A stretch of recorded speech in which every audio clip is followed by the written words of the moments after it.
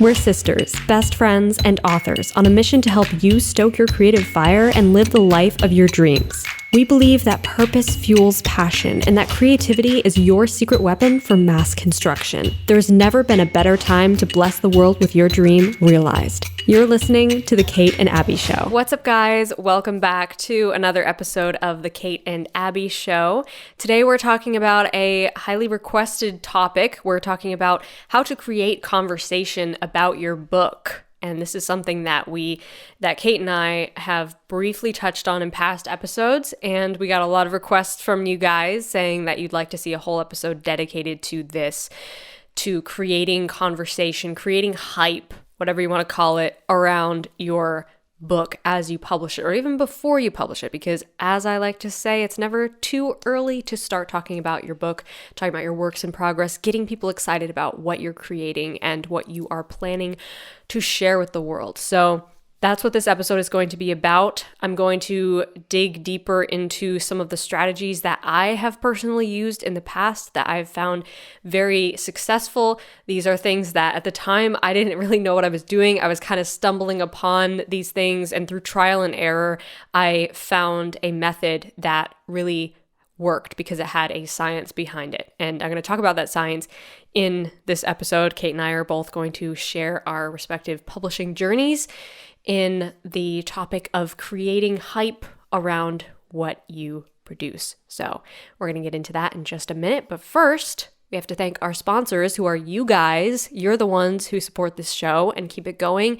And we so appreciate that. We appreciate you so much. So if you get value out of this podcast, go to patreon.com/The Kate and Abbie Show and help us keep this show alive and free of interruptions. Okay, so let's dive right in. Yeah. We've talked about indie publishing a lot on this podcast, and it's a huge topic to explore. So that's why we have in each episode kind of explored a new area, another step along the journey. Right. And it's very multifaceted. There's a lot to it. Yes. And even if you're not indie publishing, even if you're traditional publishing or hybrid publishing, no matter what avenue you choose, in the end, everything we talk about in this episode and on most of our episodes is going to be applicable to you. Because like Kate and I have talked about, the publishing world has changed to the point where it's no longer a dreamy process of sending your manuscript off to some publishing house that will do everything for you, including the promotion, including making this a shining, glimmering success that hits the bestseller list. All of that is pretty much on you.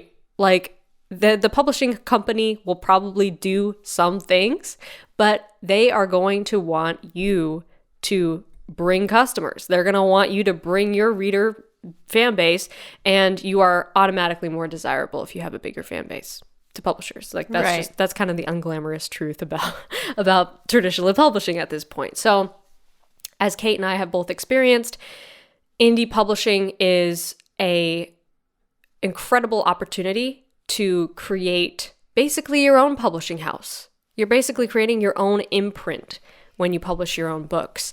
And that means you can create just as much of a base as a traditional publisher. Yes, it is possible. And you don't need to break the bank in order to make this happen.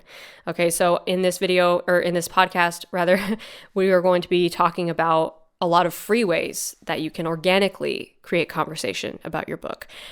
And I love to use this term of creating conversation because, first of all, it sounds nicer than promoting. A lot of authors don't like promotion or self-promotion. Right. It's not comfortable for a lot of people, and I can understand why. And for a long time, I was uncomfortable doing self-promo. But I think it's something that once you reframe it in your mind, it's so much easier to do. Yeah. And by reframing it, I mean being excited about your own work and sharing that excitement with others. Right. Because you know that they are going to love it. Exactly. And having that confidence. Rather than thinking of it as, I'm advertising this to someone to buy. Yeah. You know what I mean? Like, yeah, people are going to buy it, and that's a good thing, because otherwise you won't be able to do this sustainably. Right. You know what I mean? Yeah. So, exactly. the thing is that if you can't make money off of writing, you won't be able to do it into the future. So money and making money and making a profit off of your work should not be looked at in this sort of stigma of, oh, I feel funny advertising this and, asking people to go buy it. Like, if you're almost ashamed of it, there's nothing wrong with, like, reverse the roles. Like, some artist you really like, whether it's a singer or a painter or an author, if you see them like post something about something they made and, encouraging people to go check it out, go buy it, are you ever like, they're just trying to suck money out of my wallet, how dare they? Yeah, You're never thinking that. You're excited. You're stoked to see what the next thing they've made is. And so you have to see that your fans and your followers, your readers, they're stoked to see what you're going to give to the world. Yeah. They want to support you. It's an experience you're sharing with them. It's like the example that popped into my head is going to see a play or a show or a musical or something like that. Right. And you have to obviously buy tickets to get in to see this. And the people who are performing the show love it. They are doing it because that's probably their dream job. But they also have to get paid in order to have that as their dream job. Exactly. It's not a hobby, it's a job. So you never feel that you are being robbed in order to go see this show. Like, oh, I should be able to see this for free. No. Yeah, and when you see advertising for it, you're not like, they're trying to hoodwink me into wasting my money. Right. It's an experience, and it's something that it will be a beautiful experience for you to participate in. Exactly. And that is obviously that you can't even quantify what your creativity is worth, but you should look at it as it's valuable. Okay, that's my point here. It's valuable. It has value. So never feel bad like promoting your work. But all of that aside, the first thing to me is figuring out, is like, as far as technical aspects of publishing, figure out your publishing timeline. And that's a whole separate topic in and of itself. But once you figure out your timeline, you'll be able to kind of reverse engineer your timeline and figure out when to start talking about your book and how much to be talking about it, how much to be sharing about it, when you can start letting people read it, when you can start creating an ARC team. And all of those things come into play with your publishing timeline. So, for instance, if you plan on publishing 3 months from now and you think you can realistically pull that off, then now is a good time to start putting together your ARC team. If you want to give yourself more time and you are not as far along in the process, then let's say you have like a 10-month timeline or a year-long timeline. It's still good to be talking about your book and finding creative ways to share about it without necessarily revealing too much, because you obviously don't want to reveal like a ton about the plot or the story itself, but you want to create conversation. So that element of creating conversation is really what builds hype, because how I look at it is, if you follow a certain number of people on social media or whatever, and they're readers, and you like seeing what they read, you like reading about their opinions on what books they read, what books they like and didn't like, those people are going to have way more influence over what you read than a magazine or the New York Times or, Kirkus Reviews. Like, when I see somebody has a Kirkus review, what that is. Kirkus Reviews, I have mixed emotions about it, but I know that you can basically buy a Kirkus review if you want to. So that doesn't carry a lot of weight for me. If I see, Kirkus Reviews said this, and about also, this book. I think a lot of it depends on also who your book is for, because a lot of, like, if you're in the YA genre, a lot of young adults don't know what these things are. You know what I mean? These review sites, they're not signed up for them. Yeah. You know what I mean? Like, I don't hear any younger audience saying, you know, a 17 through 21-year-old saying, oh, you know, I read this Kirkus review for this book, and that's what made me buy it. It's from a different generation. So, right. So it depends also on your audience. Yeah. Because are you aspiring to be promoted through a platform that is not even relevant to your audience? Yeah, very true. You know? Yeah, and what carries more weight? That's the question I always come back to is what carries more weight for my readers?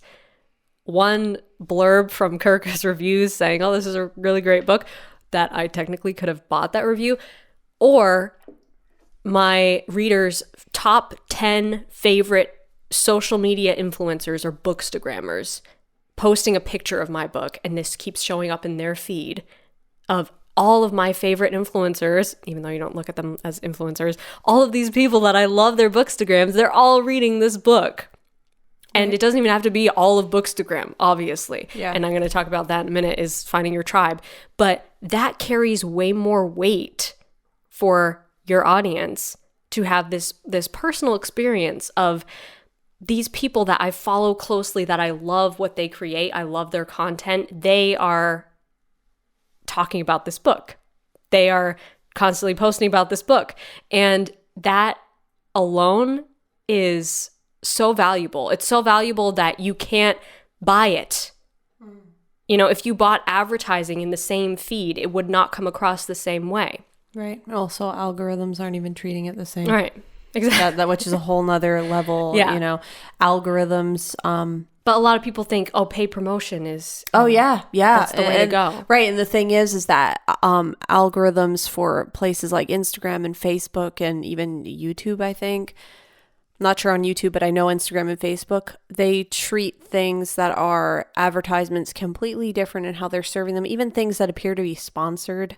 So it's like you're really not getting much bang for your buck anymore. Organic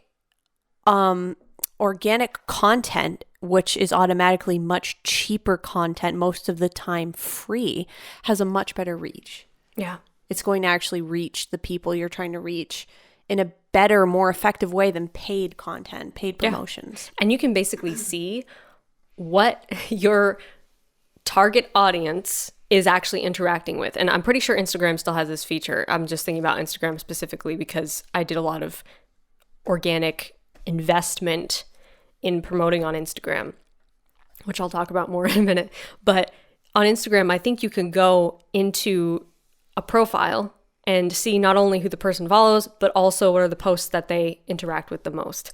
Who are the people that they are liking their posts constantly. Oh, wow, so we know what's showing up in their feed. And Instagram has this, even if you go into your own profile settings, it will show you posts that most often show up in your feed, or accounts that most often show up in your feed, ones that least often show up in your feed. I don't know what the magical science behind the algorithm is, which is really hard to understand. But that alone, that's data that you can take now and say, okay, I want this person to see my book. Let's say they're an influencer that you can't even necessarily reach or contact, but you want to show up in their feed. Well, should you be advertising, or should you be seeing who are they interacting with? What are the accounts that constantly show up in their feed that they're liking all their posts? Can I reach out to those people? Can I create a video of me talking about my book, offering to send them a copy? Can I possibly get that in front of them to the point where they're posting about it, and now their posts are getting in front of the person that I want to see my book? Right. So it's kind of like connecting these dots. But these are all things you did with 100 Days. Yes. This is all stuff I did with 100 Days of Sunlight. And that was an investment, as I said before, which is something that I would highly, highly recommend, is investing in organic promotion like this.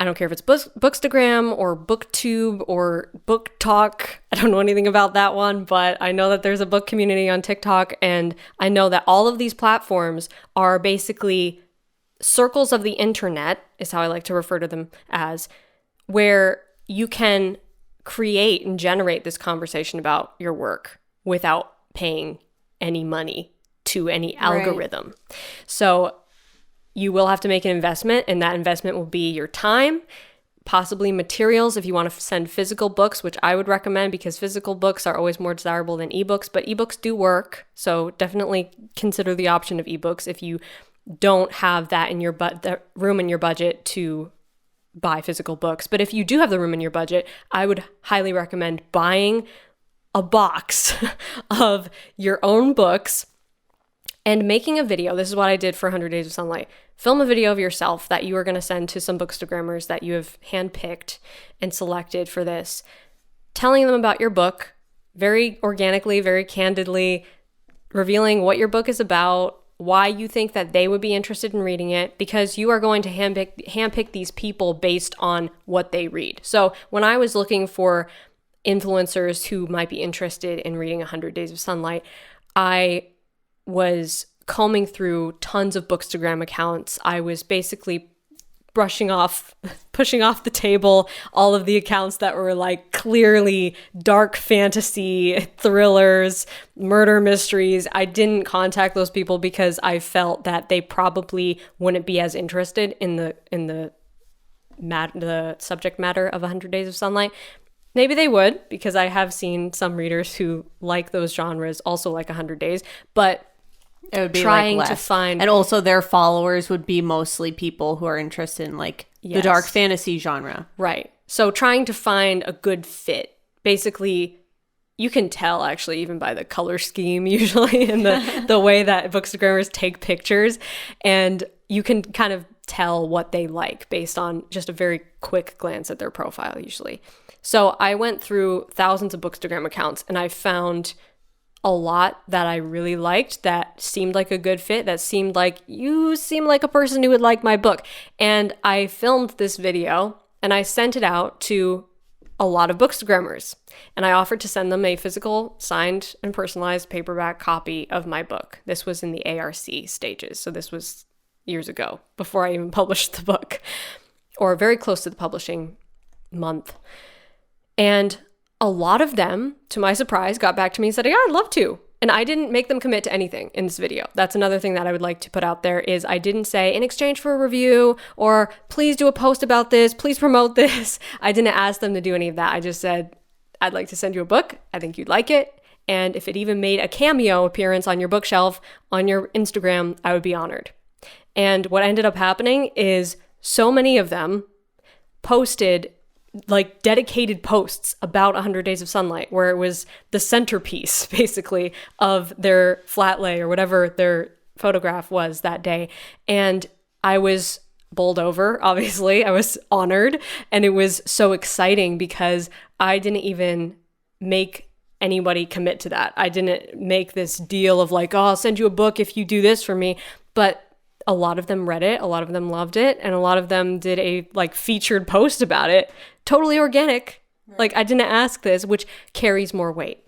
Yeah, because it's like you're just extending, you know, a kind of a gift to them instead of, hey, I'll give you this if you do something for me. And also you have to understand, like, especially influencers who, like you get this all the time with the following you have on YouTube of all these emails. And I even get a lot of emails now too, as my little community grows, is like, oh, hey, would you mention this if we do this for you? And hey, would you do this for us if we, so they're so used to hearing that it becomes just background noise. Yes. Of like, yep, everyone wants me to do. Do you even really care? Is this even a person? Is this just a company trying to get me to do something for them? So when you come across and just say, hey, no strings attached, I just want to send you this. Yes. It's like, oh, wow. And it really stands out, I think. Yeah, for sure. And that's another reason why I recommend the physical books over the ebooks, is because it's a physical thing that's going to show up in their mailbox. It's going to sit on their coffee table. It's going to sit in their room.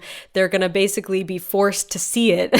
Yeah. And they will more likely read it. Right, because it won't be like, oh, is that in my Kindle somewhere? Is that in my email somewhere? Exactly. So it is a little bit of an investment for the inventory and the shipping, but it's a long-term investment, and I think it's unquantifiable, the value that it brings.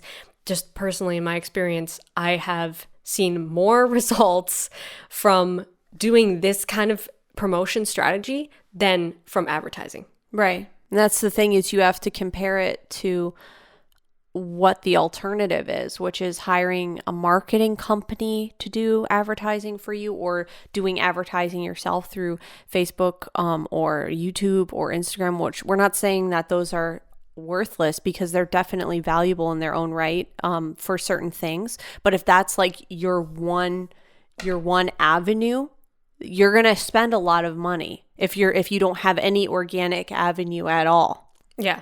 So when you look at, oh, it's a little expensive to get all those books, well, versus it's going to be versus what? Yeah, it's going to be thousands of dollars more. And you can't even guarantee and you can't guarantee how many people will follow through. Right. So if you can do something organically at a low cost, and like you said, you can also be very selective. It's not like you're just sending out thousands of copies. You're being very specific, very strategic with how you're doing it. So you're actually saving money. It's going to pay for itself. Yes, exactly. Because if you hired a marketing company who reaches out to people to maybe post about your book, it's going to be a lot more than the small amount it's going to cost you. So it's going to pay for itself. Yeah. The whole world of publishing has changed so dramatically that the future is really in small personal exchanges between followers and influencers. Whether they're even smaller influencers. I'm not talking about people who with hundreds of thousands of followers. I'm talking about even people with just a small audience, because everybody who follows them and interacts with them, they are in more of an intimate relationship with this person. They have more of a personal connection and they trust them.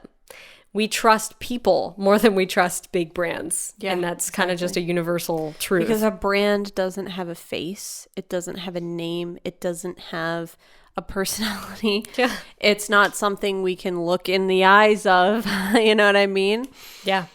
So it's disembodied feeling. It feels disembodied. Whereas when it's a person, like you experience this with your own YouTube channel, how you've been able to actually make personal connection with your subscribers, all the people who are hanging out, watching, all the amazing writers that are watching you, feel like they know you, and you're down in the comments talking with them, and they actually get to see your face. It's not like some disembodied voice, from some writer's company talking to them. Right. It just doesn't feel the same. And that's the benefit of being able to promote your own book and create conversation about your own book, is because you are the author. And so nobody will be able to create hype and create conversation the same way that you can. Right. Not even the best publishing house, because everyone wants to hear from the author. Everyone wants to see behind the scenes what's going on as you're writing this book, as you're publishing this book. That's why it's never too soon to start talking about it and start building hype and conversation. And even if you don't have the physical book finished yet to share, you can be sharing other things. You can be sharing what I like to think of as bonus material, okay, way ahead of time. That could be excerpts, or it could just be playlists that you make based on your book. It could be aesthetic boards that you've designed based on your book. You can be sharing stuff like this on social media. Fan art. Make fan art of your own stuff. Be your own fan. Exactly. Or if you can't do art like me, you can find a friend who supports you, and maybe they would be interested in making some fan art for you. And you can also support them by sharing their art and sending people their way. So it's like this great opportunity. There's so many great opportunities to build conversation and community around your book, even way before it is published. So find different creative ways to do that and just try new things.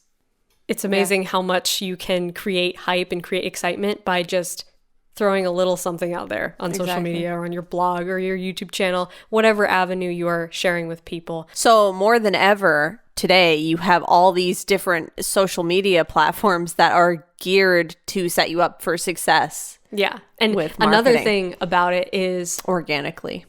when you are thinking about creating conversation and you want everybody to be talking about your book, right? You can actually literally have everybody talking about your book without having everybody talking about your book. And by that, I mean finding your tribe of readers, so to speak, within these circles of the internet. So I like to think of it as a tribe, because all of your readers have something in common. And it's not just your book, it's also similar books, it's similar interests, similar tastes, similar hobbies. What is it that all of your readers have in common? Or if you could figure out and determine, create an avatar, basically, is how they describe it in the marketing world, of your perfect customer or your perfect reader in this case. What are their interests? What are their hobbies? How old are they? What do they like? What social media accounts do they follow? What other genres do they read? What other books do they love? And once you can figure out this and sort of create this character almost of your perfect reader, you can figure out where those perfect readers exist on the internet, determining, what social platforms they're on, whether it's Bookstagram, YouTube, Facebook, other platforms. Finding that tribe and then creating conversation just in that tribe is going to create this hype of everybody's talking about it. And you've experienced this as well. Right.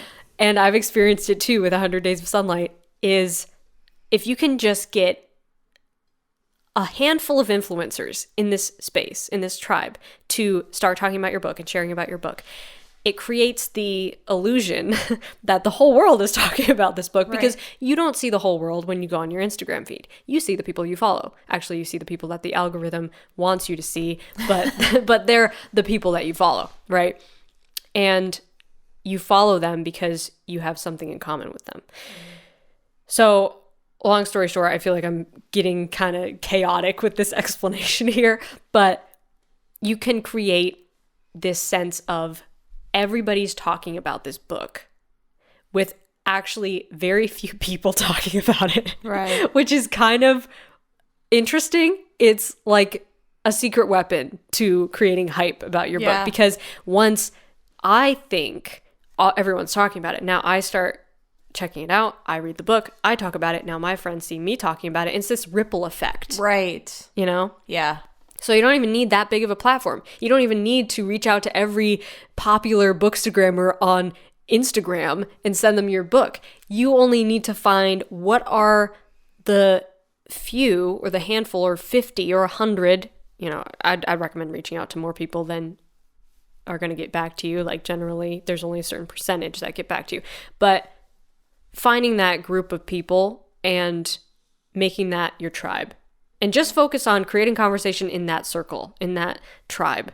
Don't focus on making everybody aware of your book, because it will have a ripple effect, And once this whole tribe gets talking, now another tribe hears about it, and another tribe and another tribe. So it has this effect of word spreading organically. Mm-hmm. It's social proof, basically. Right.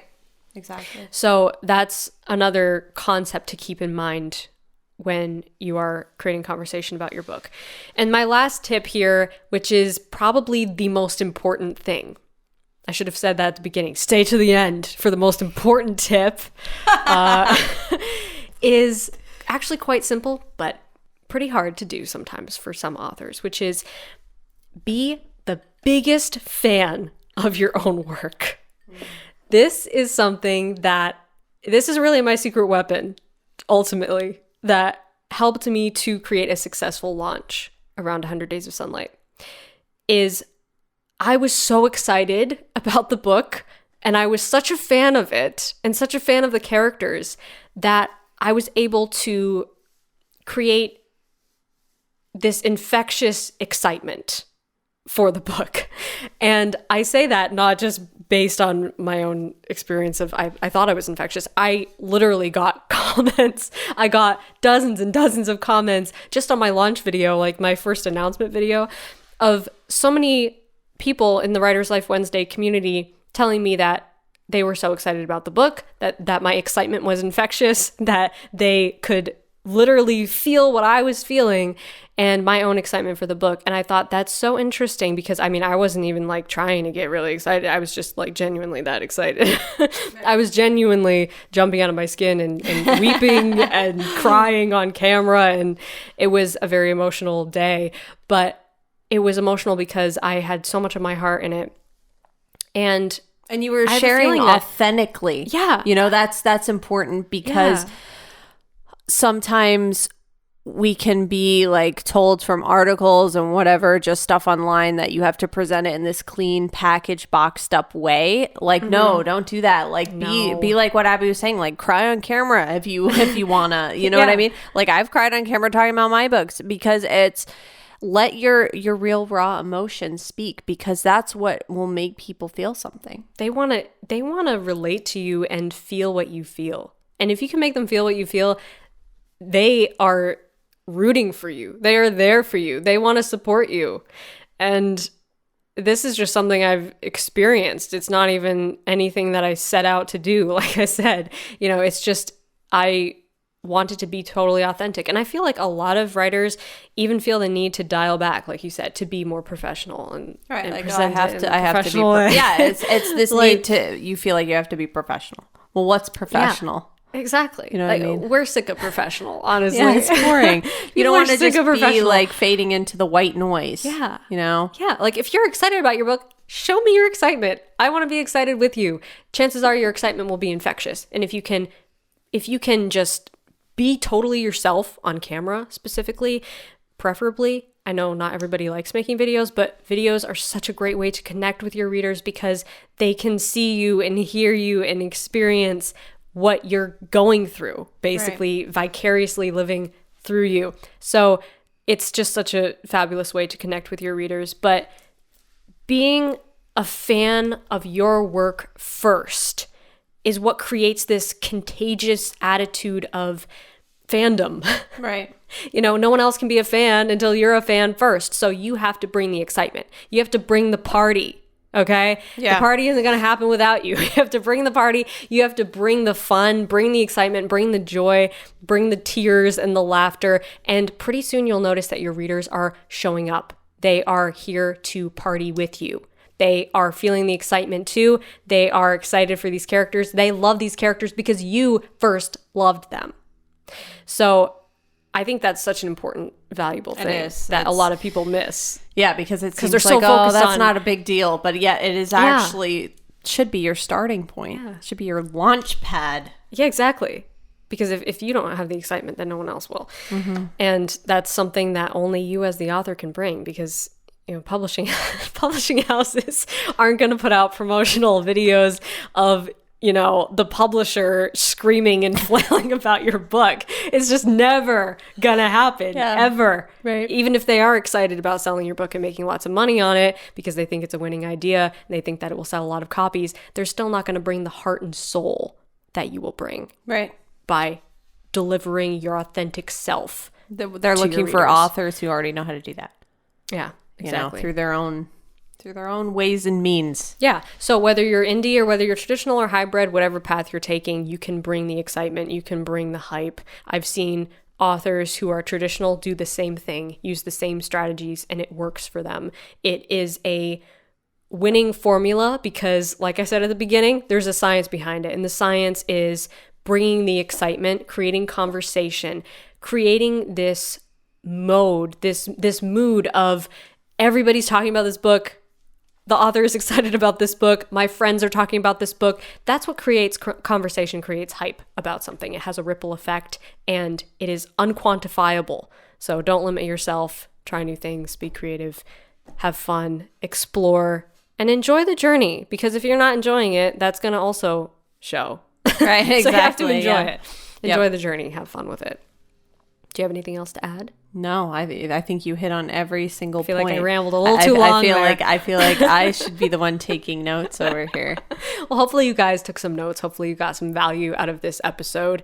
I know it's a lot to unpack and I could rant about it forever, so we're going to shut up now. I'm going to shut up now. Kate has been respectfully quiet and listening to me ramble on and on. No, it's good. It's good.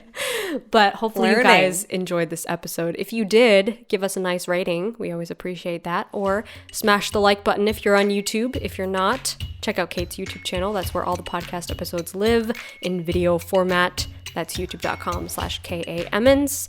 And check out my channel as well. I post tons of writing videos there.